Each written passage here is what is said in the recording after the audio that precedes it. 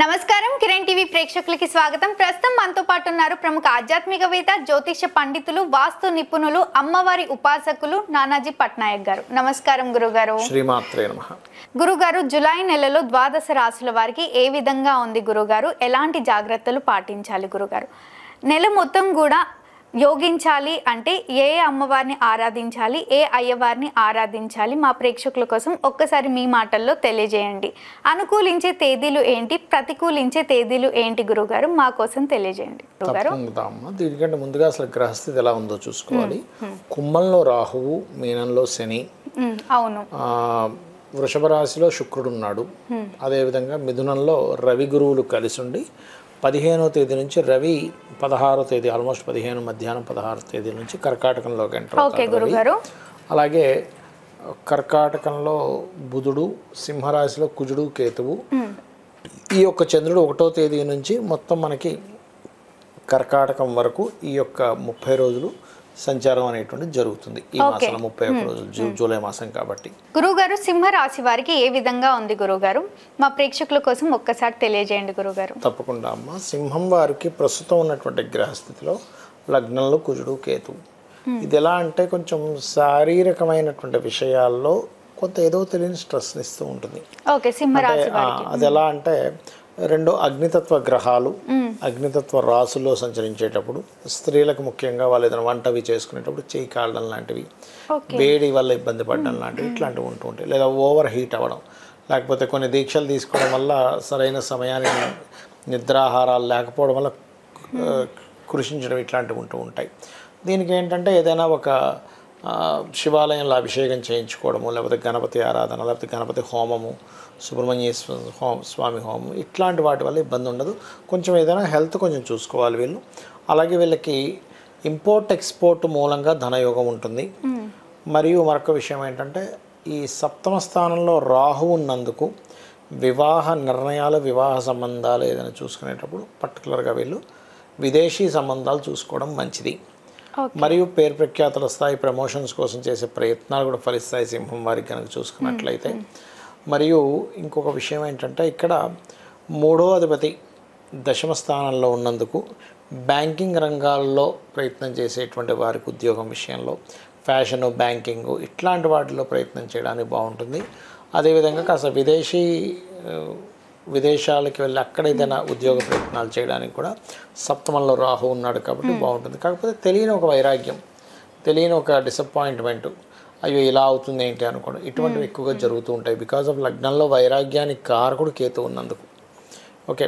అలాగే మరొక విషయం ఏంటంటే ఇక్కడ శుక్రవారాలు ఉద్యోగం కోసం ప్రయత్నం చేసినట్లయితే శుక్ర శనివారాలు బాగా కలిసి వస్తుంది. 1వ తేదీ ముఖ్యంగా మీరు ఏదైనా ఇన్వెస్ట్మెంట్స్ చేసే విషయంలో జాగ్రత్తగా ఉండాలి. పొరపాటును కూడా 14, 15 తేదీలు ఈ వివాహ సంబంధించిన పార్ట్నర్షిప్స్ విషయంలో నిర్ణయాలు తీసుకోకూడదు. అదేవిధంగా ఇక జల ప్రదేశాలకు వెళ్ళినప్పుడు 16, 17 తేదీలు ముఖ్యంగా జాగ్రత్త వహించాలి వీరు. తప్పకుండా గురుగారు.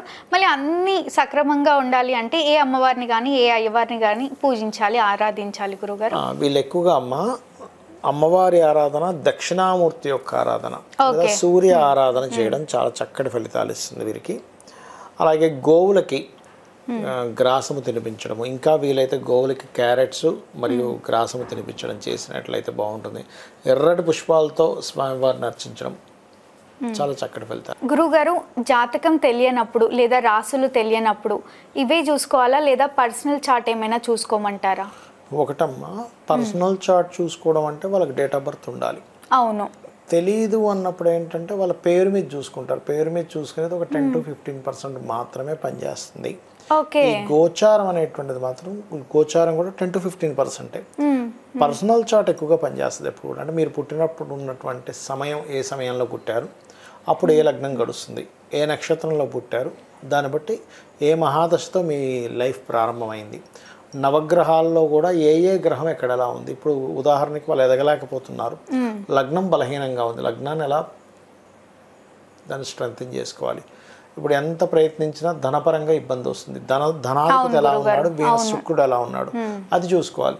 చాలామంది చేసే మిస్టేక్ ఏంటంటే వీళ్ళకి ఒక మార్గంలో ధనం ఉంటే ఇంకో మార్గంలో ప్రయత్నం చేస్తూ ఉంటారు. అంటే ఉదాహరణకి వీళ్ళకి ఫుడ్ రిలేటెడ్ వాటి మూలంగా ధనయోగం ఉంది, వీళ్ళు వెళ్ళి హాస్పిటల్ కట్టుకుంటాడు, రాదు. అట్లా ఎందులో ఉంది మీ ధనాధిపతి ఏ గ్రహాలతో కలిసి ఉన్నాడు? వ్యాపార యోగంలో ధనయోగం ఉందా, ఉద్యోగంలో ఉందా? ఒకవేళ ఉద్యోగం ఉంటే ఇక్కడుందా, విదేశాల్లో విదేశీ ధనయోగం ఉందా? వ్యాపార యోగంలో ఉంటే ఏ వ్యాపారంలో ధనయోగం ఉంది? సర్వీస్ ఓరియంటెడా లేకపోతే ఏదైనా ప్రోడక్ట్ రిలేటెడ్? ఇవి చెక్ చేసుకోవాలి ముఖ్యంగా.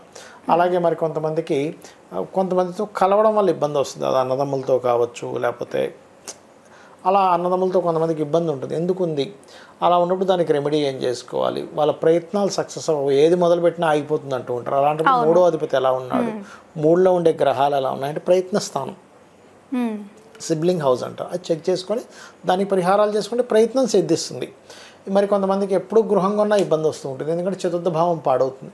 చతుర్థ భావం పాడైతే ఏమవుతుందంటే వీళ్ళకి విద్యా విషయంలో ఇబ్బంది, గృహాలు కొనుక్కుంటే ఇబ్బంది, ఎప్పుడు ఏదో ఒక బ్యాడ్ నేమ్ రావడం జరుగుతూ ఉంటుంది. శీలస్థానం అంటారు.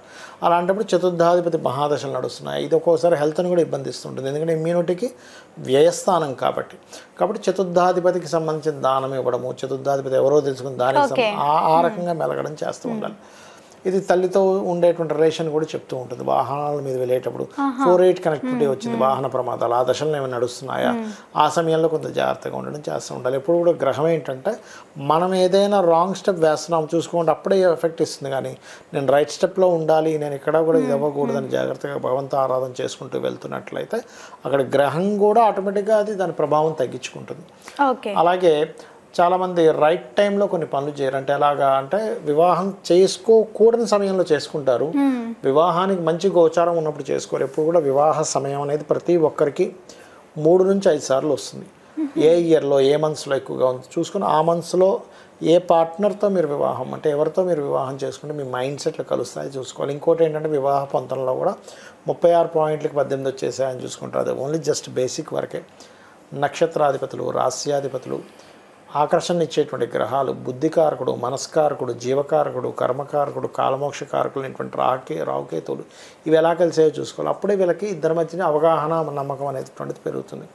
అలాగే మనం ఇన్వెస్ట్మెంట్ చేసే టైం కూడా ఉంటుందన్నమాట. అంటే 12వ అధిపతి ఎలా ఉన్నాడు, 12వ స్థానానికి ఏదైనా పాపగ్రహ సంబంధం వస్తుందా, అప్పుడు మీరు చేసిన ఇన్వెస్ట్మెంట్ వేస్ట్ అయిపోతుంది, డెడ్ ఇన్వెస్ట్మెంట్ అంటాం.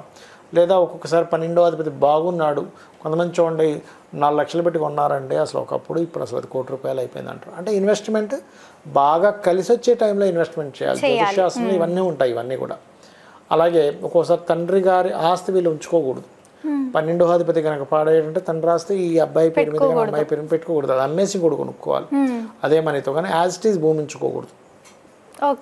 లేదా ఒక్కోసారి అష్టమాధిపతి పాడైతే తాతగారు ఆస్తి ఉంచుకోకూడదు. ఇలా అనేకమైనటువంటి విషయాలు, 1 కాదు 2 కాదు, ఇవన్నీ చూసుకుంటూ వీళ్ళు ఏ దేవత, ఇప్పుడు ఎవరికైనా సరే ఈ భూమి మీద జన్మించినప్పుడు రుణము, రోగము, శత్రుత్వం ఉండకూడదు అనుకుంటారు. రుణాలను ఉండాలని ఎవరు కోరుకోరు, రోగంతో బాధపడాలని ఎవరు కోరుకోరు, శత్రుత్వాలు నాకు బాగుండాలండి అనుకోరు. వీటన్నిటినీ తగ్గించేది వీళ్ళ ఉపాసనా దేవత.